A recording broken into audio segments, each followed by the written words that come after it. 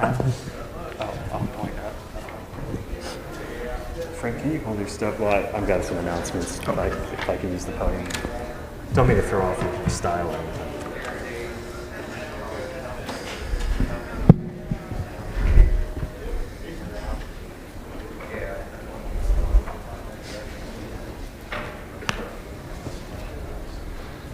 All right, welcome everybody. It's 2 o'clock on my watch, so I'm going to get us going for the second session of the afternoon. Welcome to Nitrogen Management and Soil Health Systems. My name is Stefan Galens, and I'll be moderating the session for our featured speakers, Frank and Eric Rademacher. Just a few housekeeping items before I hand it over to those guys. We'll be here for 60 minutes, followed by a 30-minute break to our next session. So we're here 2 to 3, 30-minute break, next session at 3:30 this afternoon. A few announcements. If you're a certified crop advisor, CCA, and you intend on earning some credits, CEU credits for the session, there's a sign-in sheet up at the top near the door there that you can sign in or scan a QR code to get credit. There's also an evaluation in the back of your program, page 39. Here we really appreciate you all filling this out, giving us your feedback as you go through the conference, and ripping those out at the end of the conference and leaving them at the registration desk. We do really appreciate you telling us what you think so we can improve and do well by you all. Finally, thank you all for wearing your masks during the session and throughout the conference, helping us keep each other safe. And now on to the topic of the hour. So I'm an agronomist by training, which makes me, by definition, obsessed with crops and nitrogen. And I suspect that's true of many farmers. So we're really happy to have this session on nitrogen in the context of soil health and, of course, right now, surging fertilizer prices. Frank has about 40 minutes of content, prepared remarks, so we'll have plenty of time for good Q&A at the end with both Frank and Eric. So without further ado, I'll hand it over to Frank and Eric. It's all yours.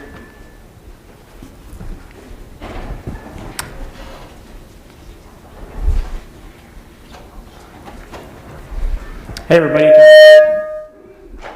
I was going to say, can you hear me? Is this better? Yes.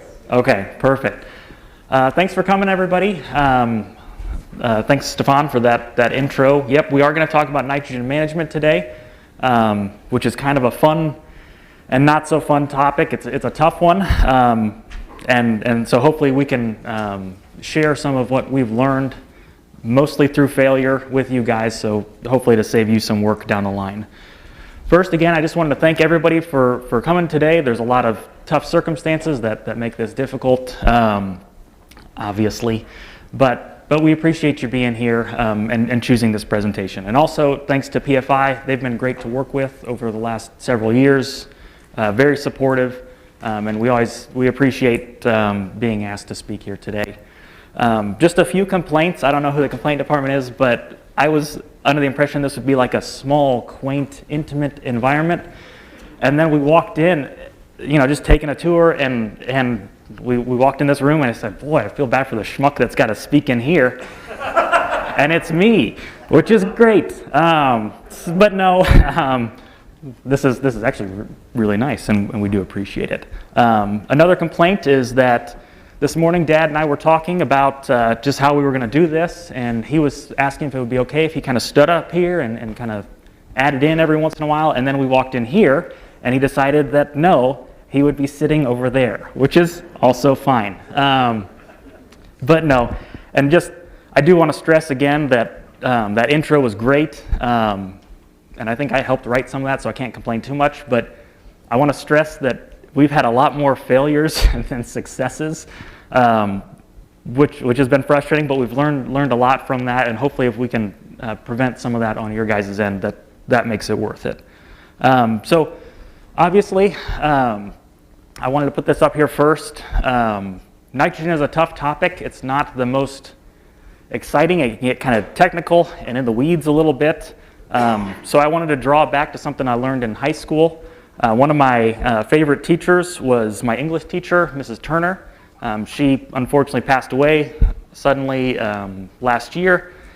So I wanted to take something that she had taught us in regards to papers when we wrote a paper and apply it to this. So she had always said that this was first day of class, going through the syllabus. She said, you know, when I assign a paper, you guys are in high school now, she said, I'll give you an idea on length, she said, but no really hard and fast rules. She said, when in doubt, follow the bikini rule.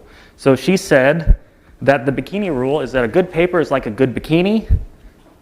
It is long enough to cover the important parts, but short enough to keep it interesting. So they've given me an hour, and gosh, I hope I don't use an hour, but we'll see. Hopefully we got time for questions at the end. So just what we're going to cover today. Really, I just want to talk about our background and current practices so you kind of see where we're coming from, and then how we're trying to build an integrated nitrogen system and maybe where to start if you're going down that path. And I've tried to cater this to meet a wide range of people, but it's obviously very hard. And then I'll just go over what we've seen just in the few successes we've had. So real quick, our background, we are from East Central Illinois. We farm about 570 acres. We're kind of the weirdos on the block because we're all in, right? Everything is no-till, high biomass cover crops. We do have a roller crimper from Dawn Equipment that's mounted on the planter. I always like to give a plug for them. They've just been great to work with. And then we're also pretty drastically reducing synthetic use. So I've got kind of our timeline there. Dad and I had both kind of an unconventional path back to the farm.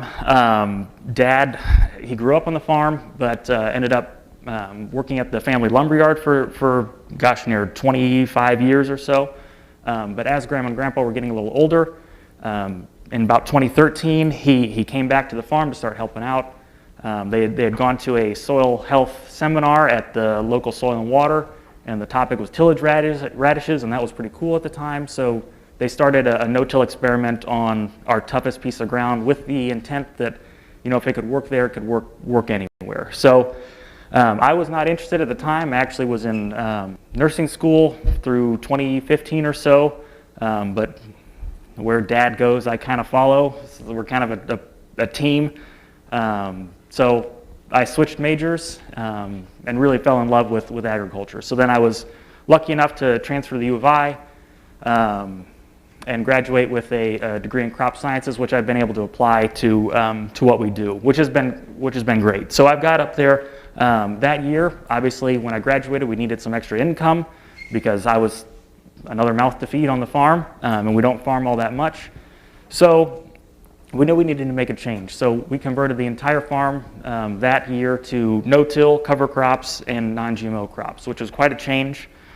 So most of our experiences have been in that time frame, which has been tough, obviously, for those of you that are doing no-till. The first 3 to 5 years are hard, and we're still in that. We can see the light at the end of the tunnel, but we are still in that. 2019, we thought we were pretty cool because we planted green into 6-inch tall rye. 2019, there was like 12 hours in May to plant, and so we planted into like 4-foot tall rye. So we appreciated the benefits from that system. So that's when 2020 we got the roller crimper, and then just I guess a point of pride, we've been working insecticides out of the operation, and we are insecticide free now. So there's been a lot of change in that time. Learned a lot, failed a lot, and we do have some success that I'll hopefully share with you. But just wanted to give a little update on what I'm doing. So I took a job with Illinois Corn recently, their conservation branch, with something called PCM is what we call ourselves, and primarily we're a data company, so we gather farmer data and put economics behind it with the intent that we can encourage them to work their way more towards sustainability. So we deal a lot with the outliers, right? Those that are putting on, you know, maybe 40, 50 pounds more nitrogen they should, you know, trying to convince them to get down to a more reasonable rate, that kind of thing. So it's been great. We also provide agronomic support to them and a lot of funding resources. And we work with dang near everybody. Pepsi is a huge partner of ours. PFI, I've got them in there too. I mean, we work with just about anybody. So our 2022 corn program, just so you can kind of see where we're coming from, Like I said, we're kind of the weirdos, and we weren't quite weird enough yet, so we're going to 20 inches on everything, and that's more of a play for weed control. One of the things we're always trying to cut out is herbicides when we can. We're reasonably down to one spray program, probably 50 to 75% of the time. We're hoping narrow rows kind of help that out a little bit. We do variable rate apply all of our nitrogen, and that's based on a mineralization map. We started that in 2018, and I'll kind of explain what that is and what goes into that. I've got also up there how we put on our nitrogen. So again, it is variable rate. 60% is up front behind the closing wheels, and the remainder is wide drop later in the season. And obviously the thing that stands out there is it is all surface applied. We do use stabilizers, obviously. I think that the takeaway there is there's always a trade-off, and one thing that we have to contend with a lot of times is a whole lot of residue. So coulter rigs, knives, it's hard to get things through that. And also there's such a carbon penalty that the closer we can get it to the plant, we can gain some efficiency. We started using vetch this year. I'll go over some of our struggles with other species. I had stayed away from vetch for, well, since the beginning. Mostly concerns with hard seed was tough, and before the crimper we couldn't plant into it. I met a really nice, pretty girl that likes vetch, so that helped bring it back a little bit. But with the crimper now and our nitrogen goals, vetch is going to be a part of our program going forward, both in front of corn and beans as part of a mix. And so the plan for 2022, obviously with high nitrogen prices, has kind of made that evolve a little bit. So we're planning 130 pounds of synthetic nitrogen, plus whatever benefit we can get out of the vetch. And then Pivot Bio also is the company that we've experimented with in the past. So why should you focus on nitrogen? Really, if you're going to do anything on the farm, I encourage you to come up with your reasons. The people that fail more than us, which is impressive, are the ones that do things with no reason. So it can be one reason, it can be 10. So here's kind of what we've come up with on why we focus on nitrogen. I think a big one is soil health impact, and that's why we're all here. Over-fertilizing is never a good thing. There's an obvious impact on pH. Everybody is pretty familiar with that. But there may be some evidence that it can impact organic matter as well. My professor at the U of I, Dr. Mulvaney, is pretty cool. You should look up his stuff if you ever get the chance. And one thing he's talked about is maybe adding too much nitrogen is actually burning up that available carbon over time. And he's using the Morrow plots at the U of I to kind of come up with that information. It's pretty interesting. Another one is energy costs and the environmental impact. Obviously, this is a big one now, especially with carbon markets. Nitrogen is hard because it takes a lot of energy to produce it, and then the environmental impacts of loss, especially in a gas form, are pretty intense. So that's going to, and currently is, an impact or a target of carbon markets and potentially carbon taxes, that kind of thing. Environmental impact just in general, water quality is a big one. I've got up there, Lake Decatur watershed is one close to us that I've worked on, and they're getting nitrogen in the water, right? A lot of these watersheds are showing, some of the ones that I've worked on, I think they lose like 10 to 15 pounds of nitrogen per acre per year. And you add that up, it's considerable. So we really want to stay ahead of that because lawsuits are going to continue, taxes, regulation, it's coming. Expensive. I actually made this slide this summer bemoaning how expensive nitrogen was at the time. Obviously, it's only gone in a straight line since then. Application challenges, we put it all on with the planter, which is slow. So anytime that I can reduce that, it speeds us up. And especially with the springs that we've had, a little extra time would be great. And lastly, it's just inconsistent, right? I think a program that depends mostly on synthetic nitrogen versus one that gets a variety of sources from, say, legumes, manure, biologicals, if they work, there's a lot more sensitivity to just using a synthetic source. So that's why we're trying to diversify a little bit. One thing I wanted to put in here real quick, I don't know where everybody's at, and maybe we'll get some time afterwards to talk about that, but I wanted to put just general guidelines for nitrogen use in reduced till with cover crops and kind of how that looks. So for me, I think it's more important that you have a change in timing, not necessarily a change in amounts. I think that's where people get most into trouble is that they keep their same timings in a reduced or a cover crop situation. So if you are going to start reducing tillage, 30 pounds available around planting is really nice to have. If you start throwing in cover crops, 50 to 60 is probably a little safer.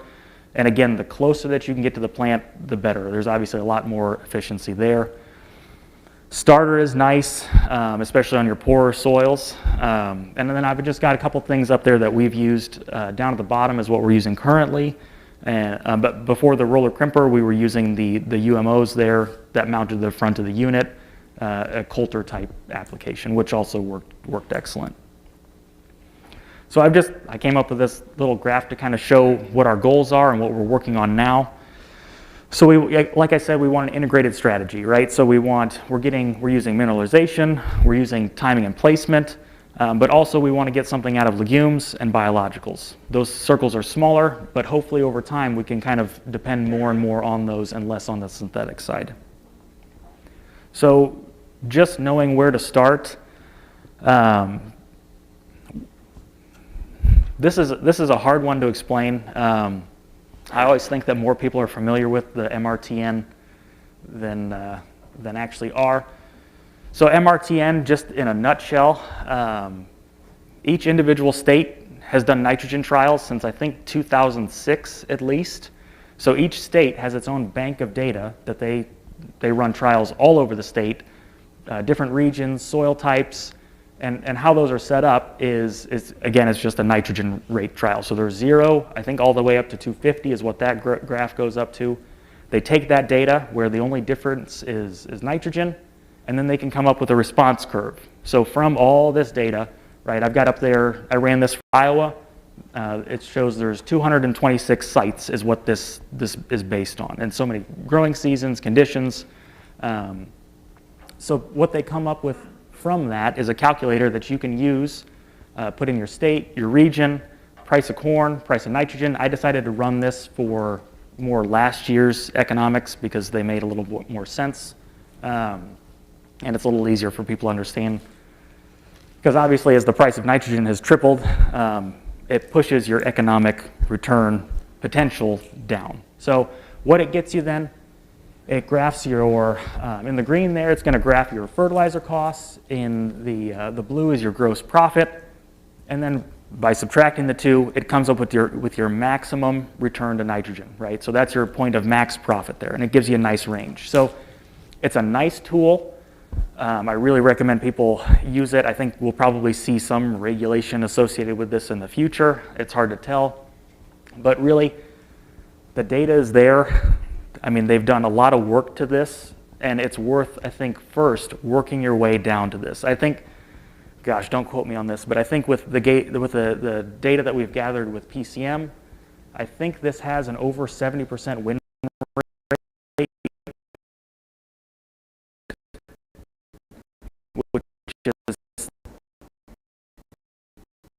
which is again, I mean, you can't do better than that just guessing. So I really would start to work this down if that's something you're interested in, especially in trials. And it are some resources, and each state has its own resources. I don't know, I didn't put the contact up there for Iowa, but one thing that they do talk about, and I think people are working on, is I think they can start to model like a cooler spring and adapting your nitrogen plant to a cooler, wetter spring that potentially you may want to bump up your rates in that kind of situation. And I think that's probably a good approach. But I would say that there's a lot of people, at least in Illinois, have enough wiggle room that they could cut some nitrogen and not even worry about what the spring weather is. I mean, if you're getting close to that, yes, adapt to weather for sure. But a lot of people have a lot more wiggle room than I think they know. And this depends on field, right? We've got fields on our own that require more than the Mrtn and those that would require less. I mean, it's just an average. But the important thing here is another graph that they generate for you. Again, it's really cool. And that's the percent of the maximum yield in that trial. So say the max was 200 bushels across the whole trial. Each rate, they figure out what that is as a function, a percentage of the total yield. So that can be helpful. What this shows is that the 0 pounds did pretty dang good. I mean, 65% roughly of the total yield. So you guys are really lucky in Iowa. I know the Illinois graph is probably closer to like 55%, right? So you guys can get by based on this data and region and specifics on average with less nitrogen and do well. So that's great. But my point the reason for bringing this up is, if you're safely in the 220 range and you want to run a trial where you cut 20 pounds and you want to see if you get 20 pounds from legumes, right? What their data would show you is that you could cut 20 pounds just for nothing and not try legumes. So if you can figure out where you're at on that response curve, because we're pretty low, we're probably too low, arguably. So if we drop 10 pounds, we see it. And that's how you figure out if your trials are worth it and if you're actually getting a benefit. So once you get that out of the way, I had talked about mineralization. So we are applying based on a mineralization map. For those of you that are unfamiliar with that, basically it's the cycling of organic matter by microbes. So there's nitrogen in the organic matter, there's carbon in there, there's phosphorus, everything is being cycled. And so different parts of the field, different soil types, different regions have more or less mineralization potential. So we're trying to manage based on that. And I think everybody can kind of see that in their own fields. You've got low spots that say it doesn't flood out. I mean, you could put little to no inputs of any kind on there and you'll get some good corn out of there. But you've also got hilltops that maybe the same is not true. So how do we manage nitrogen in different fields that encompass that in different areas? And that's kind of what we're doing. So like I said, it is microbe dependent. So you've got a little bit of a boost in soil health systems in the end of the season, right, over like a tillage system. Mostly because a lot of it is water availability, right? We can keep the soil cool and moist, and that's going to drive that cycling. Okay, that kind of messed up. But that slide looked really good when I uploaded it, I swear. So, but the caveat there is cold weather, like our question, right? Cold weather, no mineralization, right? Because those microbes, they need warm soil, they need all that. So I've got temperatures there from May 2019 and May 2020.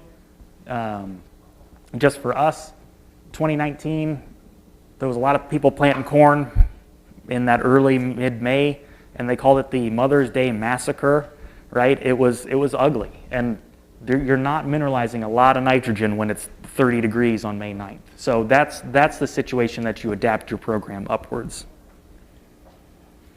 So a lot of that's what we do this is based on the Illinois soil nitrogen test. I realize we're in Iowa.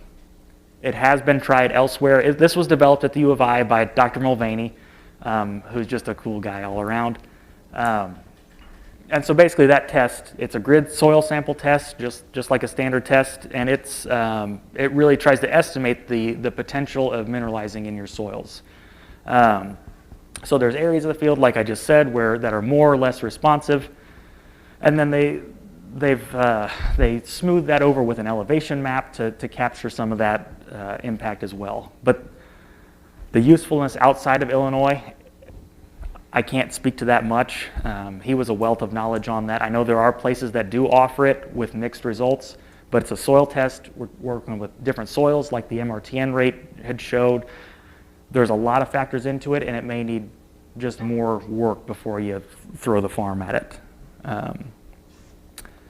So beyond that, we're also trying to incorporate more legumes, right? Legumes are tough, right? Because we're very weather dependent. You're trying to replace one weather-dependent input with another. So it is hard. We've had, again, a lot of failures here. Gosh, the timeline I think would be, I think it was 2018 was maybe 2019 was the polar vortex. That killed all of our peas, right? So there's nothing for that year. 2019, 2020, our only cornfields were supposed to be falling wheat, so we were going to come out there with a really nice, gorgeous legume cover crop following wheat, and we planted it, and then it didn't rain for 3 months, so that was a 0. And then fall of 2020, I had heard a lot about Balanza, right? That was going to be the thing. We had the roller crimper now. We're going to make all this nitrogen. We planted it with peas and a mix, and I don't think I saw a single Balanza plant. So there's another year.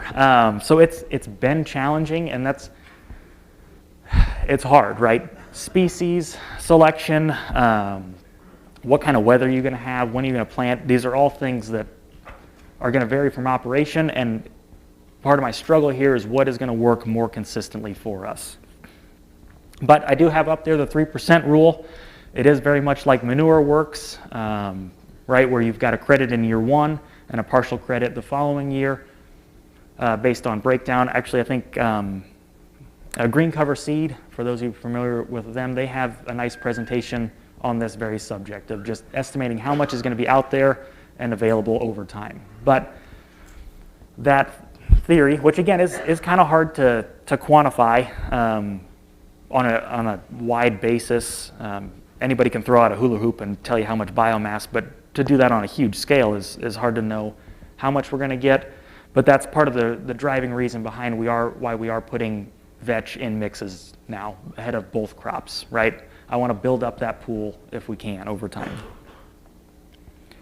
So where should you start? Like I said, legumes are tough. I think grasses, for anyone that's done grass cover crops for a long time, it kind of makes you lazy once you get into like other species. I mean, it's not quite as easy as a grass that you just throw out and it kind of just works. I mean, rye will grow anywhere at any month. Legumes are weird. They are very weird. A lot of different growth habits, right? Is it a vine? Is it a bush type? So where I would tell people to start usually is what can you plant into successfully? Can you handle vetch, or do you need to lean more towards red clover, crimson clover, that kind of thing? That's prioritize the cash crop, and then narrow down that species list. How are you going to terminate?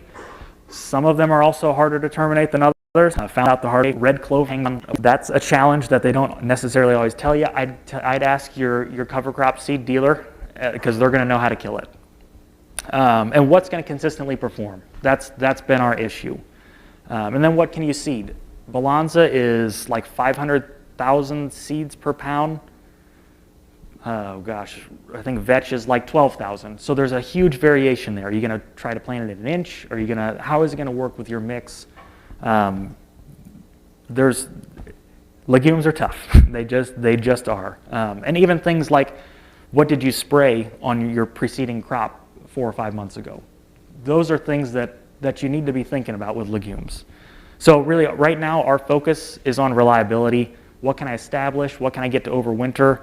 And what can I kill successfully? It's going to have to be vetch for us because of just so many failures. Because as we get down to less and less synthetics, we're getting to the point I can't afford to have a failure of our cover crops. This is kind of the fun one for me. When I've practiced this, I've tried to coach myself not to get off on a tangent on this subject, but this is super cool stuff. There's a lot happening in the biological engineering space that's worth paying attention to. I mean, it has the impact to change, gosh, every part of your life, from medicines and food and everything. And nitrogen is really no exception there. So basically, it's the use of engineered microbes to take nitrogen out of the air and then make that plant available, similar to how soybeans work with rhizobia. So it's early. I've got that up there. It feels a little scammy right now. I will agree with that. But the potential is there, the money is there, the science is there, and brain power. These are things that you should be looking at, because I think in the very near future, this could be a big thing. And so if you're set up for it, I say try it. I mean, you don't have a whole lot to lose, but again, find where you're at on the nitrogen response curve. The one defense of these companies that I would make is, sure, you know, product number one was, hey, we're going to cut 25 pounds, right? I can sell you something in a jug that I'll say will cut 25 pounds in most people's programs. But a lot of these companies now are trialing things that are supposed to produce 60 to 80 pounds, which is substantial. And that's not, you can hardly make that as a claim, right? That's not something you can just throw out there. 60 to 80 pounds is going to show up if they're able to do that. So where should you start? Again, nitrogen response curve. If you cut nitrogen, are you going to see any response? That's something that you're going to find on a field-by-field basis, state, whatever works for you. I would say be careful of snake oil products, the things that claim like 10 pounds, like that's a tough one. Things that are like, put this in furrow, and it's a proprietary blend of carbon and micronutrients to unlock your soils. When you start to hear like unlock and proprietary, proceed with caution. But at the same time, there's some challenges here, right? It could make your life a lot easier if these products end up working out, but it's a different thing to think about, right? You can't leave this jug sitting in the sun for an afternoon and then hope it'll be okay. So it's intensive. The two things that kind of annoy me when I see, because there's trials like this all over the place. Everybody's seen trials of Pivot and Vita and all those. But when they do something where like, okay, well, we tested 220 pounds of nitrogen versus 200 pounds with a biological. Again, what would that trial have looked like 220 versus 200? It's hard telling. Or where they use it like as a bump up nitrogen source. These companies are trying to replace nitrogen. I think that's probably in your best benefit, especially in a soil health system, to try and drive that nitrogen down. So getting into our results a little bit, like I talked about, we are using a mineralization map, and that's what that ends up looking like there on the left. You're right. So we've got different areas of the field, and then just different rates. I can tell you that it is elevation based, most of it. So these lower spots, that's where the water crosses the road and destroys half of our crops, and then it kind of ends all up at the ditch. So those areas, right, we've got a variable rate. So what's nice is if we do have those wet years, I didn't put 200 pounds of nitrogen down in that low spot, right? So I didn't waste all that. If we have a decent year where things grow well, we're going to do well there, but we also put more nitrogen on average on those high points. So it really can work out well.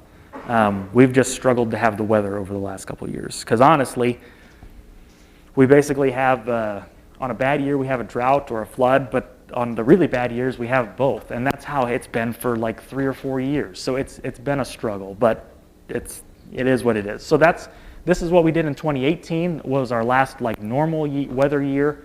We got down to about 0.66 pounds of nitrogen per bushel, which is I think pretty good. Not the best. I mean, I can think of people in PCM in our data that are hitting 0.75, but they're putting down 200 pounds and getting 270 out, right? And that's, what is right and wrong is hard. I will say that you can't just think about it just in nitrogen. A lot of times, a lot of those people, they may need to work it 3 times and spray it twice, pass a fungicide, insecticide, pass a dry fertilizer, right? It's a complicated, whereas give me a couple of years and we'll be doing like 3 or 4 passes tops. So it is just more about nitrogen efficiency, but we are doing a specialty crop. There's a lot that plays into it, but we're pretty happy with our results so far. Biologicals, like I said, it's a weird one. So we did 2 20-acre trials last year. One in a good field, a better soil, one in a worse soil. We used a product, we used Pivot, that claimed to cut 25 pounds, and we cut 35 just to see what that difference was, if we could really highlight, an actual change. And we probably wouldn't have needed to do that since we are so low nitrogen anyways, but hindsight, it's 2020. So just our results there. Again, 8 bushels less in a better soil that got 100 pounds, and then 15 bushels less in one that was running, the field average, right, was 165, the trial was 130 pounds. So at first glance, that kind of looked like a failure, but Dad kind of pointed out that, say we would have added 10 pounds of nitrogen to that trial and done what they said it would claim to do. At our nitrogen efficiencies of 0.65 to 0.75, depending on the year, that's a little easier to make up with that extra 10 pounds. Yes, sir? By that mineralization potential. So we've got really nice dark soils, and then we've got a pretty heavy clay soil that doesn't dry out very well, that kind of thing. So that was the difference between the two. So yeah, so there is an organic matter difference of the two. I would say the better probably runs about 3.8, give or take, and the worse runs, it's below 3. It's around 3.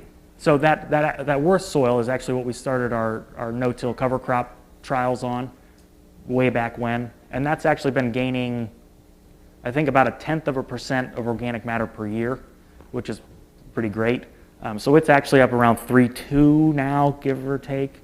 But yeah, organic matter, just everybody's got the good field and the bad field. So, but yeah, so that's, again, but that does kind of highlight that difference in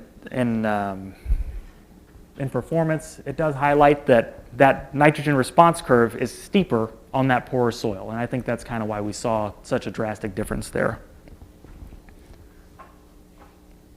So first, you got to find your reason. That would be my main advice, is find why you want to work on nitrogen. 2 is kind of the low-hanging fruit is the Mrtn rate. Start playing with that calculator. I like trials that are the flip of a switch, right? You call your retailer, say put on less, or you're driving through, bump down the rate. Those are easy trials that you can do. Cleaning out the drill and that's not quite as much fun. But if you can reduce that nitrogen rate and find your nitrogen response curve, that's probably where you want to start. And then beyond that, try to build a system. And if you're in Iowa, you may have a little more access to manure than we do. We personally don't where we're at, but make that part of your system. Or you're not set up for in furrow, right? Exclude the biological aspect. There's really, it's really endless, and it's going to depend on your actual system. So I think that'll about do me. I did go a little fast. But yeah, thanks again. There's my contact information, so feel free to reach out. But if there's any questions, we can do those now.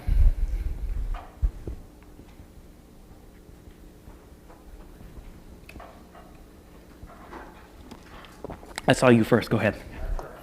Can you talk specifically about your rotation? Are you being corn? We are, and I should have said that. Good catch. And so, are you pretty much cover crops between corn and beans? Yes. So I will say, in the transition to no-till, we did decide to throw wheat in there. So every field did get wheat, and that just kind of helped, A, spread out our workload, and B, obviously wheat has a little better, just ability to help the soil in that transition period. So we are cover crops ahead of beans and corn. Mineralization. Mm-hmm. Can you talk how you, vetch obviously growth where you want to be and rye. Do you think you can get there just putting the really ideal mineralization? Just doing it after corn and beans? Yeah, that would. Yeah, can you repeat the question, Frank? Okay, so as I understand it, you're saying just with cover crops of 4, corn and beans, and the mineralization, can we get, are you saying replace all the nitrogen with that? No, I mean, when you go back to corn and beans, you have the same struggle all of us have. My vetch isn't where it needs to be. Yep. My rye isn't where it needs to be, but I got to plant, I got to terminate.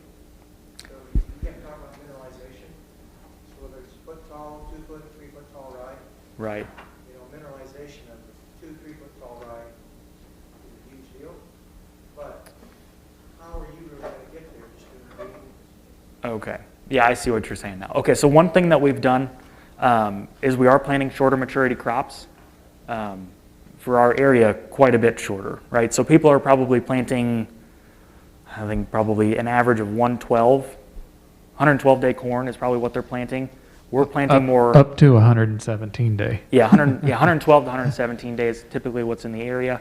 We're planting more like 100 to 105, right? So we're gaining about a week in the fall, helps us out quite a bit. Beans, most people are planting a 3.2 to a 4.3. Yeah.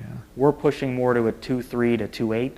So we're gaining about a week there. We are delaying planting to let those cover crops grow when we can. The one challenge there, obviously that poor field, it's fit like 12 hours a year. So if that's ready, we plant it. And it depends on the year, but ideally we will be letting things, we do wait till beans head out because we are non-GMO and we need every bit of that weed control. So that's part of the full picture is, early maturity crops, letting it grow when we can, but not all the time. And that's kind of where synthetic needs to pick up some of the slack, and biologicals will need to pick up some of the slack. And rye ahead of corn is tough, just because it's consuming so much nitrogen, and to make up for that. So we're kind of getting away from rye ahead of corn. Yeah. So yeah, I should say that our mixes, and it's been different every year, has been ahead of beans. For a couple of years, we were just straight rye. That's kind of an easy one. But we weren't trying to build up a whole lot of nitrogen pool, which again, who even knows if that will be a thing. But ahead of corn, we're doing more like 15 pounds rye. I think we did 12 pounds of vetch, a little bit of winter camelina. We like barley if we need to throw another grass in there. But again, that gets to be an expensive mix, so we really need to find a better way to measure how much nitrogen we're able to get off of a mix like that feasibly to pay for a $4 or $50 mix.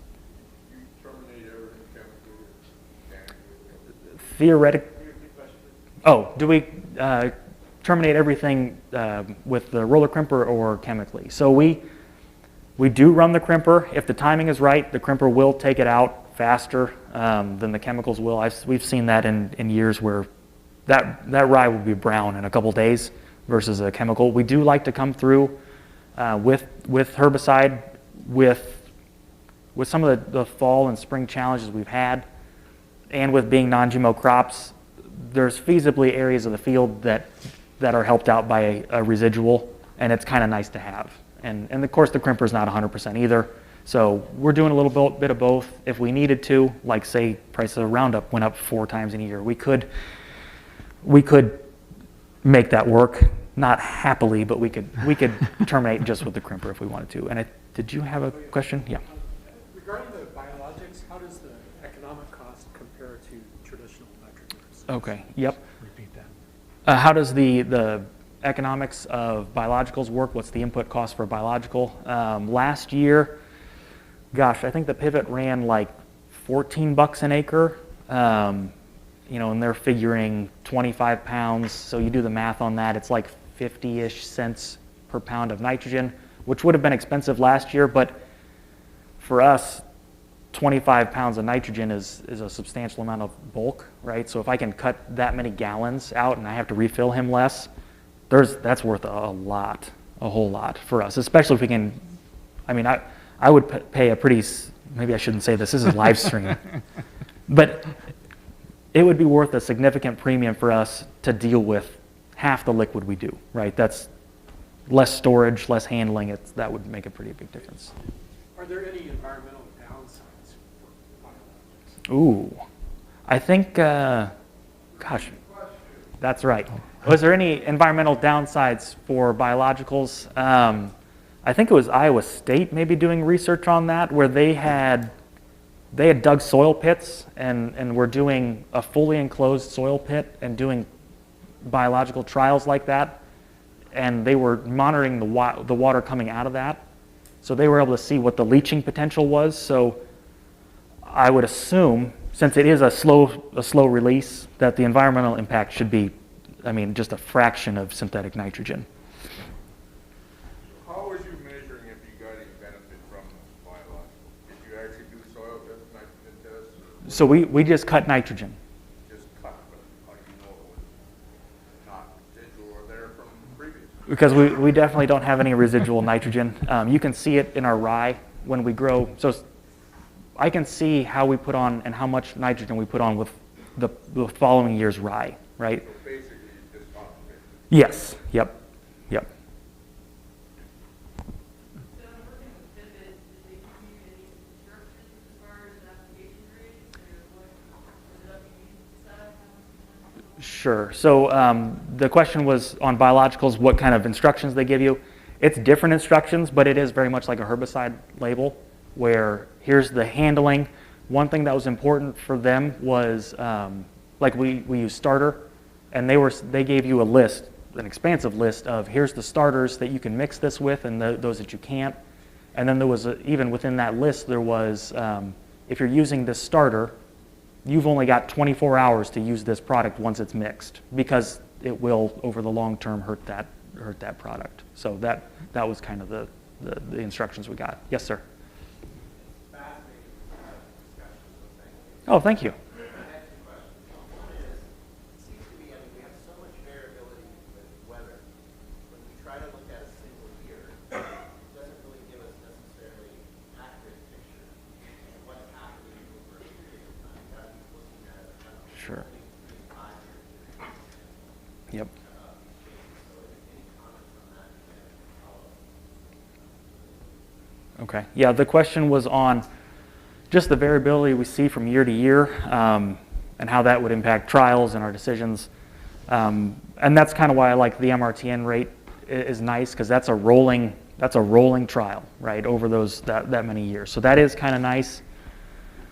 As far as weather variability, it's hard telling where that's going. But again, if you can build a system that maybe isn't just dependent on synthetics, and you can handle little rain, that's kind of Pivot's claim to fame, is they're claiming that less leaching, that it won't leach out of the root zone since it is a slow release and it is in the root zone. Yeah, if you can diversify, that would be the.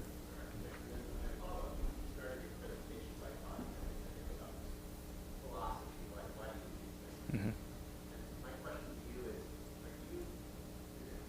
it yield that drives you? I want to get as much as I can off the land, or is it profitability, or is it consistency of yield, consistency of profitability? What drives your decision? Okay. So the question was on what drives our decisions. I had like a mission statement up there too, and I cut it out. So really, I think we want to find the point of max profit and minimal environmental benefits. And then within that, there's a lot of, obviously I'm a little younger than the average farmer. Like I got to do this for a long, long time, hopefully. There's a lot of things coming down the line that have the potential to really impact how agriculture does everything. So whether it be regulations or market changes of what people prefer and we're willing to pay for, or pest resistance, that long-term viability is what really drives our decisions. Yes, sir. You seem to be interested in nitrates as part of your title and reducing those nitrates. Why, or can you, or have you considered monitoring nitrates leaving your farm spot? Gosh, and I should have put, that's embarrassing. The question was, have we monitored nitrogen coming out of the tile lines? We did a study with PFI. Oh, and I didn't even put it in the slides. So yes, we have done that in the past. I wish I would have brought that up. So we've done 2 years worth of that, where they're going to monitor, or they did monitor nitrogen and phosphorus coming out of our tile lines, and then we got the chance to compare it with a neighbor. Phosphorus is basically below their readable value, and nitrogen, it meets clean water drinking levels, which is great. The neighbor had ebbs and flows. What's the method of analysis? Ooh, that would have to be a PFI question. We just sent in water samples, and where it went beyond that is, is really beyond me. I'm assuming it went to the Iowa Soybean Association. Yeah. They have a lab. Yes. Yeah.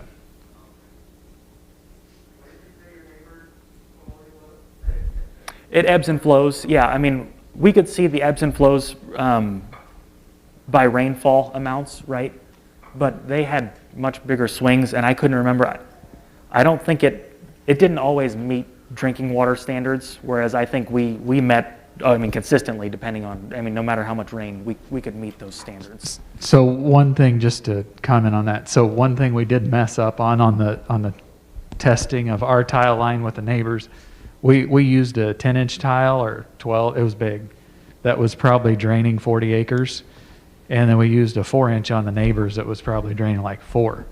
And so looking back, we should have totally done something different. But yeah, the concentrations when theirs was running was considerably higher than what Yeah, it ours was pretty hot stuff. But ours, we just had so much more flow because we're draining so much more land. So it was really hard to compare, to get a good comparison. So on your first line, you said you eliminated the fact that you did not treat any of your corn seed or put it around. So the corn seed is treated. We did a couple of years of treated versus untreated corn seed because you couldn't just buy insecticide-free corn seed, except for a couple of notable sponsors, I think, probably of the PFI conference. So we didn't have that opportunity. So we tried treated versus untreated because that was easy to get at the time. But now, if you walk into our shed in early April, it'll be me, Dad, and a cement mixer putting on fungicide on the seed. So we buy it all untreated and then put fungicides on.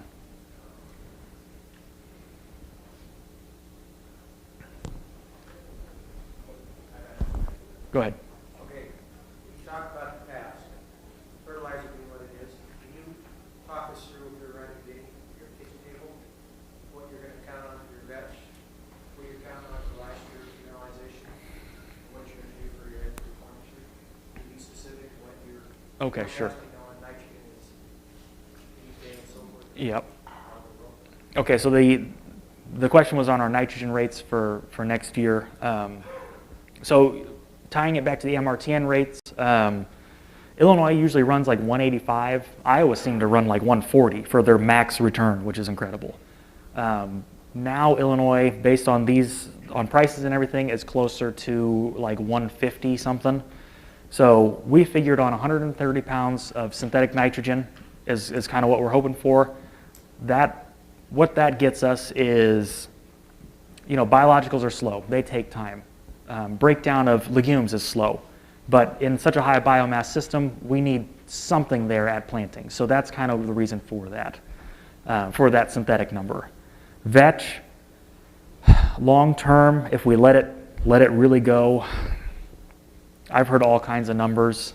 I think probably if we just roughly counted on 30 pounds, I think that's reasonable. Pivot is claiming 40 pounds for the product that we're using this year. So ideally, you add all those up, give or take, we should be, again, it's impossible to measure. We're dealing with legumes are hard to measure, biologicals are even harder, right? So if we could end up 180 total, I think I'd be pretty happy with that. So in Iowa, we have a lot of manure.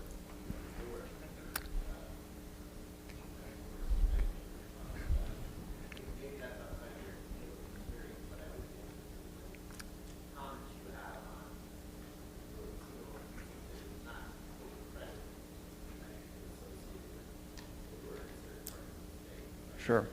I'm curious why we tend to over-apply to the constantly say, well, don't want to set expensive, don't want to set it down the river, and yet we seem to over-apply. Why do you think that happens?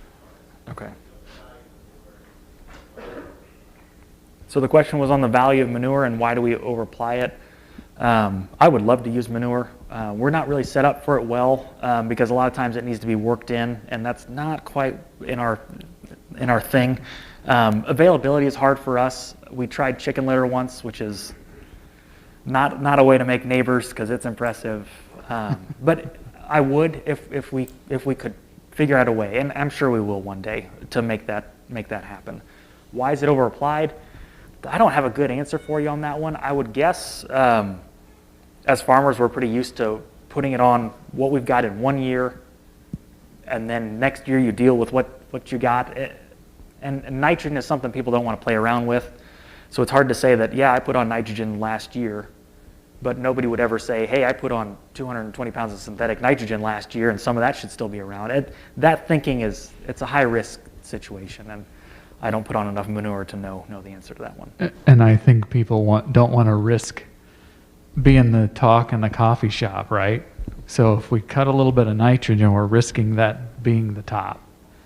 You know, whether it pays or not, we've just in the speaking and talking with people, we're just surprised by, figuring out what pays. Are you concerned about returns? No, I want to make that top bushel. Well, that's kind of into conversation then. Yeah. Oh. Have you done any late spring nitrogen tests or fall stock nitrogen tests to see the area of what you actually need and what's left over? We need to. That's another PFI thing that we've meant to is late spring LS&T test. Some of these things are hard. Testing in general, any kind of soil testing is just difficult, right? Because it's built around a certain system. Soil testing, we have a hard time with soil testing because the conditions that soil tests are built around is very conventional agriculture. Howard Brown out of FS by us has talked about that, how soil tests are often built like 1970s ag, like that's what they were framed on, and we're not there. We need to do more with PFI, I will say that, maybe with our system, if we do test, where do we need to test in the row, right? Because so much of what we plant or what we put on is concentrated in a band on the crop. Where do we need to test? How often do we need to test? What time frame? Because a good question to answer is what conditions, like legume nitrogen, when does that break down during the season? How can we really define when and where to expect all that? Time to try one more question before the session ends. You were just talking about your bitch, and you're still involved with it. Are you still involved with the nice pretty girl? Oh gosh, that was a mistake. I'm going to get in so much trouble, but she's not watching this. No comment. No comment on the pretty girl. We can take a serious question. Okay, we can take a serious question. Go ahead. Well, at the time on your timeline, you switched to no-till and introduced cover crop. Do you think there was an interaction, or what that interaction is versus a farmer that's been no-till for a long time, or how to incorporate cover crop changes? What's your thoughts on that? Yeah, talk about a nightmare. What a loaded question that is. I mean, the question was where we are in the no-till transition, and then we try and do all these trials on top of it. That's such a good question. We've thought about that. I think as we go along, we're going to see much, much better results because we're kind of seeing that we're coming out of it because our planting windows are now, getting wider than even our conventional tillage neighbors, which is just wild. I mean, we were planting this spring after, I think, a 2-inch rain. We were planting 2 days later. So the properties of the soil are changing so much for us that, again, oh yeah. Oh my gosh, yeah. Yeah. Oh, for sure. Because, like we had corn after wheat cover crop mix. So, the biomass that a lot of times we're dealing with is incredible. And we can break all that down in a year. We're getting to the point now where we can't keep enough residue, especially later season. The cycling is definitely picking up, and how far that goes and how we keep up with it is probably more of our concern. Okay, let's thank Frank and Eric for coming. Thanks, everybody. Okay, we're at a 30-minute break, so please take some time to visit, check out the exhibitors, and of course, fill out that evaluation on page 39. We appreciate it.